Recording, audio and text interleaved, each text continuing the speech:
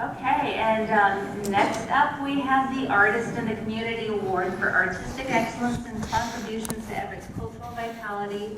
And here to introduce this year's winner is Peter Durbin, Cultural Arts Commissioner and an avid music buff. Come on up, Peter.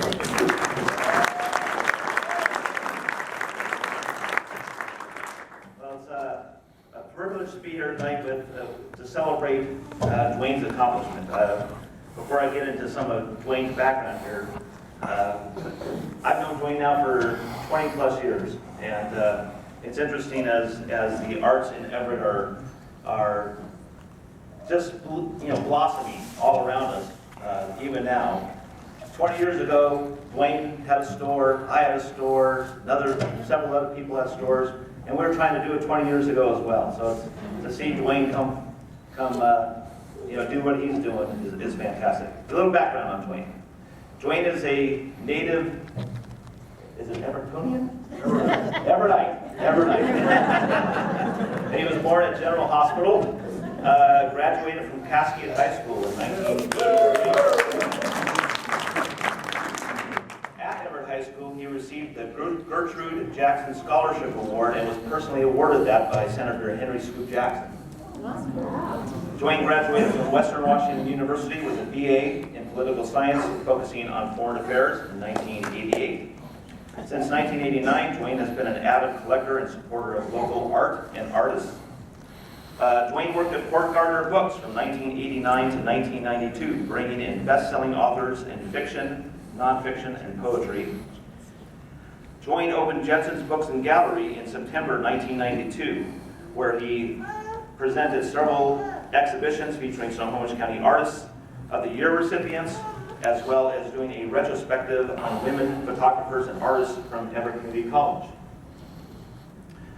While Duane had Jensen's Books and Gallery, he also began publishing a publication called The Taste of Everett, which was a bi-monthly magazine, which became a monthly called The New Taste of Everett.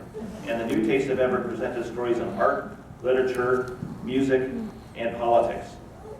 In March 1997, the publication became Everett's independent voice, focusing on Snohomish County, with Everett as the cultural center, and publication ran until November 1999. For 2 years, Duane organized the Everett Book Fair on behalf of the Everett Public Library. Duane also organized the Milltown Poetry Festival from 1992 to 1999. It had originated in Jensen's Books and Galleries, and then it rotated to other storefronts around Everett. Duane also brought in visiting poets for a monthly spoken word presentation on my radio show. I had a radio show at KSER, and we did that for a couple years. From 2000, Duane stepped back to work on his writing and his painting. In 2006, Duane got back to it out in the community. And in 2010, he became an active participant at the Everett Poetry Night at Zippy's Cafe. Duane has been presenting his poetry throughout the Puget Sound area, and as a result, Duane has been able to bring regional and national poets to Everett. In August 2013, Duane became the host and coordinator for the Everett Poetry Night. And one of the things that we were talking about Duane's literature work, but Duane has also been doing his painting and sketching and so forth, and he's been selling that work through social media, selling his art far and wide, with pieces sold to Austria, Switzerland, Canada, the UK, and in the United States. So with that, it's my pleasure to introduce Duane Kirby Jensen as recipient of the 2013 Artist in the Community Award.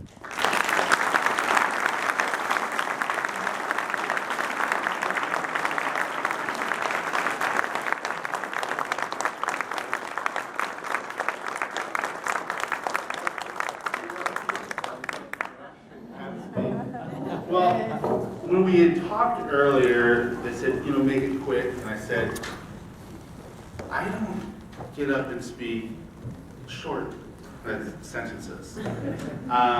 So if it's all right, I can have a minute. Let me pull a poem out I recently wrote that kind of touches base on what I do. And one reason this award feels so strange, because I just do these things in the community because it's like breathing. so getting an award for it seems awful strange. So this is one called Two Women in Folding Chairs Are Looking at Us. And the title is from a line from my friend C.J. Lynch's poem, Trying to Fight It. Two women folding chairs are looking at us. In my misreading of C.J.'s line, I was transported back to a funeral, watching women folding chairs. Women who were looking at me and my brother with solemn eyes. Eyes that had witnessed too much. Arms that had folded too many chairs at the end of too many rituals for the dead. Maybe it was at this moment I learned to stay to the end of funerals, of weddings, of events. To carry on the ritual of folding chairs, of witnessing the ends of things. Thank you.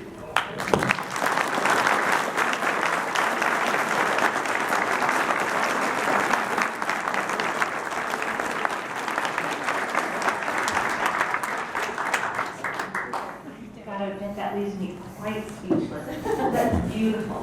Thank you.